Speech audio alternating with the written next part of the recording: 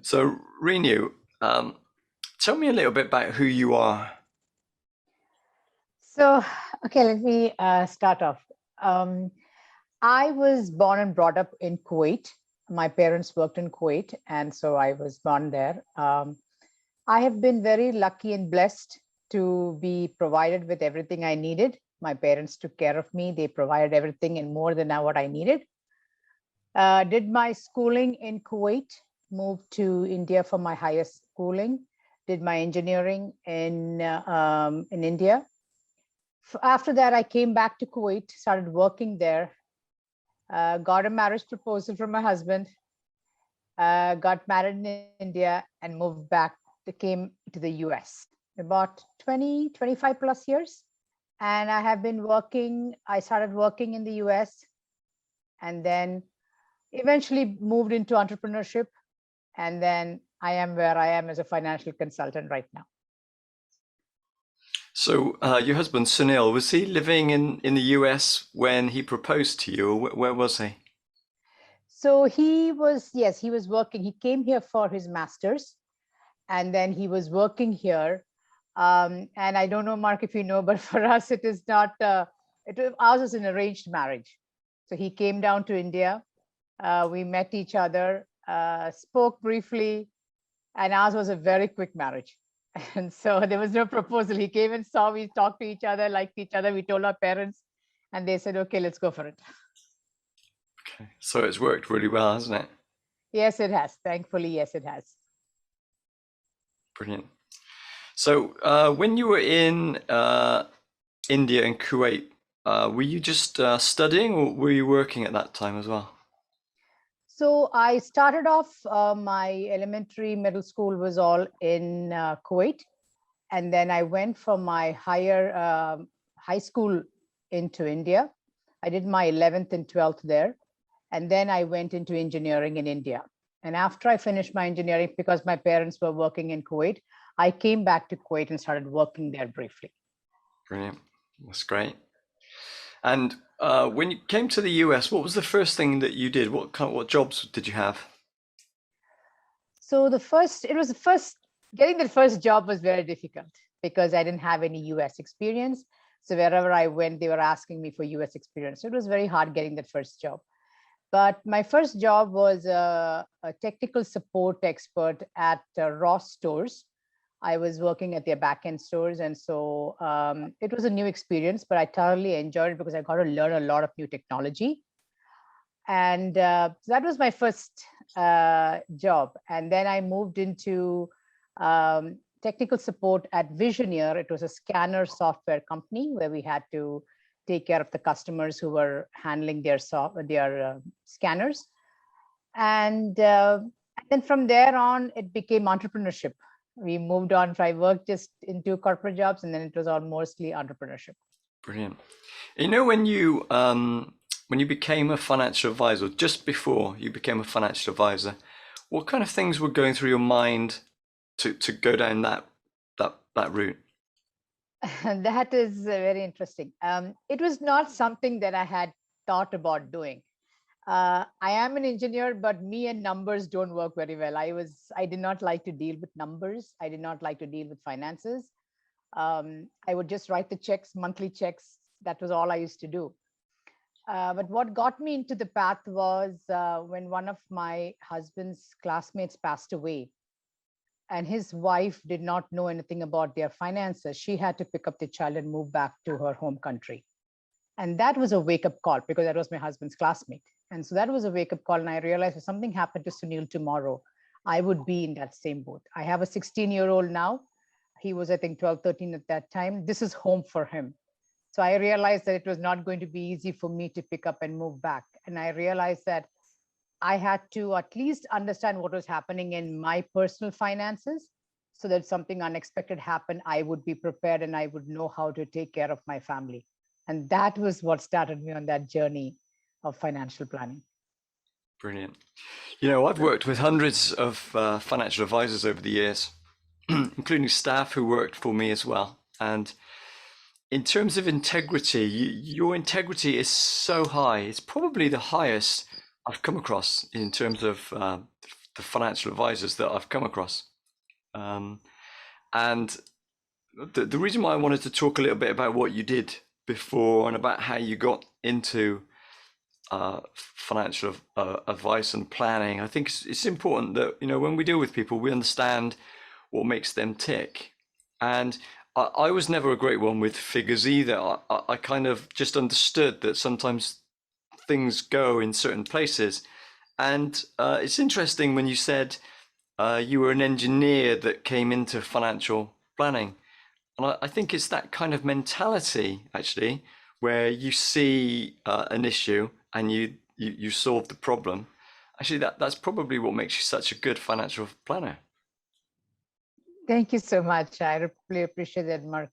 What I've seen in my field, with a lot of my friends, especially in our community, women, they don't handle finances because they're comfortable. The husband takes care of everything.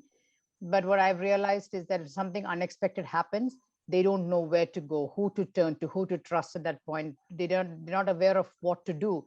And I feel sad that's not the right thing to happen, because they've really worked very hard during all their lives, 30, 40 years. Something unexpected happens and then everything it just bottoms out. And that's not fair. And so I just realized that it was important for people, at least, and I specifically, and I tell sometimes my son says I'm very biased, but I focus a lot on financial education for women, because I think men understand some of these concepts, but women, they are totally, I mean, some of them do understand, not saying no, but there are a lot of people who don't understand anything, right? They'll understand basic stuff, but I think it's very important for us to educate ourselves so we understand where our family is and if they are in the right place. So if we were talking about niches or niches, as the Americans like to say, how would you describe your niche? My niche would probably be a financial education of freedom for women.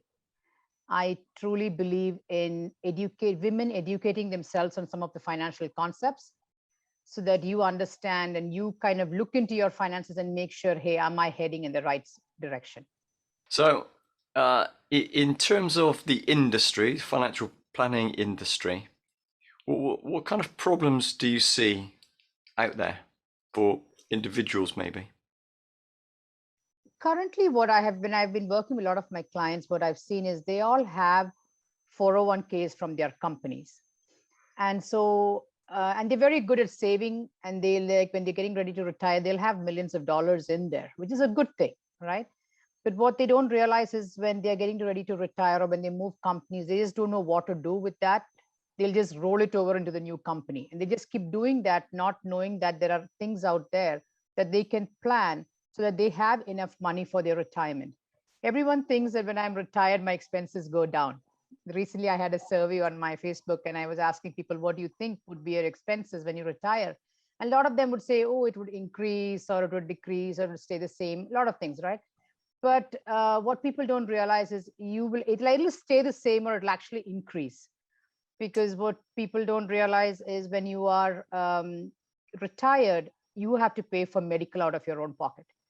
Yes, Medicare and Medi-Cal get covered to a certain extent, but the rest of it has to come out from your pocket. Your home is paid off, your kids are gone to college, those expenses go off, but you have the added expenses of medical. And if you need, God forbid, if you need long-term care, that is pretty expensive in the US right now. So there are a couple of things, blind spots that people are not aware of. So it's very important that it's nice to have a 401k, but you need to know, is that 401k money enough for me to guarantee a source of income for me as long as I live? And that's what people need to realize. You know, I had an interesting call today from somebody. It was a female partner of one of my old clients, and I'd never talked to her before, but she started off by saying, I think you look after the retirement plans for my partner. He died a few months ago. I'm just trying to see if anything's due to come out to me, well, to her. Mm-hmm. And when I looked at the plan, actually, she wasn't named as a beneficiary. It was my client's daughter. He'd taken out his plan before they'd got together. and never changed anything. And I know that he would have changed the details. The reason why she came to me in the first place was because when they took out their mortgage last year or the year before with another company, he'd taken out life cover, but he hadn't written it into trust for her, and he didn't do a will. So when he died, because they weren't married, the money didn't go to pay the mortgage off. It went to his daughter, who had verbally said, yes, he told me that the money was going to be there to pay the mortgage. But when £150,000 hits your bank account, she suddenly changed her mind and decided to keep the money, which left the female partner in a terrible situation. And you know that there were 2 or 3 very, very simple, straightforward things that she could have done, or they could have done, to make sure that the female partner was not left kind of destitute, I suppose. But because she never took any advice, she's now in an absolutely terrible situation. So the fact that you're doing this for the women out there who don't normally get involved too much in finances, and I know that's a sweeping statement, but I think it's because men usually go out of their way to try and take care of everything, hunter-gatherer mentality maybe, but it's just so important to make sure that if you're female or male, that you reach out to somebody who has some knowledge that maybe you don't have, to make sure that if you've got any gaps, that they can be filled in. Do you think that makes sense? Yes, it absolutely makes sense. Because a lot of people, when they talk about financial planning, they only think of 401ks or retirement plan. The way we look at it is a holistic approach where we say, hey, estate planning, like you mentioned, it's a very critical part of that. You can have all these assets, but if you don't put them in the right places, it will not get to your beneficiaries. It will not pass down the way you want it to. So it's very important to look at all aspects of finances. It's not just one 401k or one retirement or one insurance policy or something like that. It's just you have to make sure that you approach it very holistically and you have everything in place in the right buckets. What do you think makes you different to other financial advisors out there? I personally believe it's because I have gone through something like this. I feel I have seen the ups and downs of life. I have lost money in the stock market. I have lost money in the real estate market. And I see, because I've been there, I understand the pain and the time it takes for us to recover. And I personally feel that people who worked for like 30, 40 years of their life should not have to go through something like that. And this is, people can avoid this if they plan for it. No, because I believe no one ever plans to fail. We just fail to plan. That's basically what it is. So if we learn to do this earlier, we can teach our kids and our next generation to plan, and we'll be able to make those changes in our families. So if it has to happen, if it hasn't happened from your parents, and if it has to happen from you, I truly believe that we can make that change. And final question, why do you think everybody should have a financial advisor?